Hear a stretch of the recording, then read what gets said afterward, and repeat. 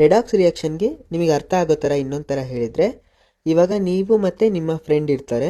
ನಿಮ್ಮ ಫ್ರೆಂಡ್ ಏನು ಮಾಡ್ತಾರೆ ಅಂತ ಹೇಳಿದ್ರೆ ಚಾಕ್ಲೇಟ್ ತೊಗೊಂಡು ಬಂದುಬಿಟ್ಟು ನಿಮಗೆ ಕೊಡ್ತಾರೆ. ಇವಾಗ ಚಾಕ್ಲೇಟ್ ಏನು ಅಂತ ಹೇಳಿದ್ರೆ ನಮ್ಮ ಪ್ರಕಾರ ಆಕ್ಸಿಜನ್. ಈ ಆಕ್ಸಿಜನ್ ಏನಾಗ್ತಿದೆ ಅವ್ರ ಹತ್ರ ಇತ್ತು, ಅದು ಏನಾಗಿದೆ ನಿಮಗೆ ಕೊಡ್ತಾ ಇದ್ದಾರೆ. ಇವಾಗ ನಿಮ್ಮ ಹತ್ರ ಏನಾಯಿತು, ಆಕ್ಸಿಜನ್ ಪ್ರೆಸೆಂಟ್ ಇದೆ ಅಲ್ವಾ, ಆ್ಯಡ್ ಆಗಿದೆ. ಸೊ ಆಕ್ಸಿಜನ್ ಆ್ಯಡ್ ಆಗಿರೋದಕ್ಕೆ ನಿಮ್ಮನ್ನೇನು ಹೇಳ್ತಾರೆ, ಆಕ್ಸಿಡೇಷನ್ ಅಂತ ಕರೀತಾರೆ.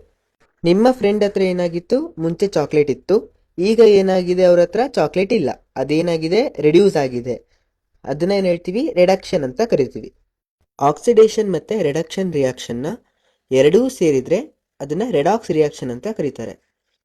ಒಂದು ಎಕ್ಸಾಂಪಲ್ ನೋಡೋಣ. CuO plus H2 gives Cu plus H2O. ಇಲ್ಲಿ ಗಮನಿಸಿ, Cu ಹತ್ರ ಏನಿದೆ ಆಕ್ಸಿಜನ್ ಇತ್ತಲ್ವಾ, ಅದೇನಾಯಿತು ನೆಕ್ಸ್ಟ್ ಪ್ರಾಡಕ್ಟ್ ಆದಮೇಲೆ ಆ ಆಕ್ಸಿಜನ್ ಏನಾಗಿದೆ ರಿಮೂವ್ ಆಗಿದೆ ಅಲ್ವಾ. ಸೊ ಯಾವುದಕ್ಕೆ ಆ್ಯಡ್ ಆಗಿದೆ, ಹೈಡ್ರೋಜನ್ಗೆ ಆ್ಯಡ್ ಆಗಿದೆ ಅಲ್ವಾ. ಹಾಗಾಗಿ ಹೈಡ್ರೋಜನ್ ಏನಾಗಿದೆ ಇಲ್ಲಿ ಆಕ್ಸಿಡೇಷನ್ ಆಗಿದೆ.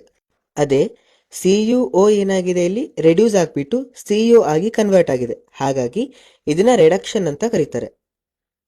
ಈ ಎಕ್ಸಾಂಪಲ್ ಅಲ್ಲಿ ಆಕ್ಸಿಡೇಷನ್ ಮತ್ತೆ ರಿಡಕ್ಷನ್ ಎರಡನ್ನೂ ಗಮನಿಸ್ತಾ ಇದ್ದೀರಲ್ವಾ. ಹಾಗಾಗಿ ಇವೆರಡೂ ಸೇರಿದ್ರೆ ಏನಾಯ್ತು, ರೆಡಾಕ್ಸ್ ರಿಯಾಕ್ಷನ್ ಆಗಿ ಕನ್ವರ್ಟ್ ಆಯಿತು.